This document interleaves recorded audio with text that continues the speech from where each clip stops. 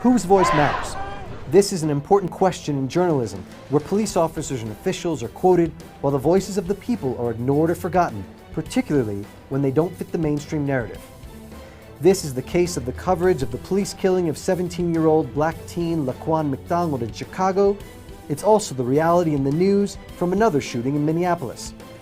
On the evening of Monday, November 23rd, 5 Black Lives Matter activists demonstrating against police brutality were shot by a group of white supremacists.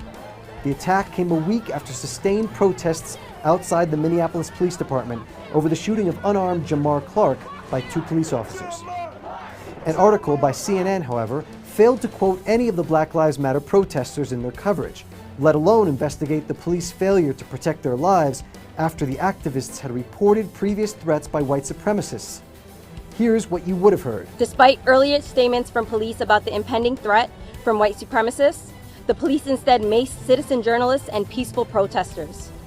We reiterate that we have zero faith in this police department's desire to keep our communities safe.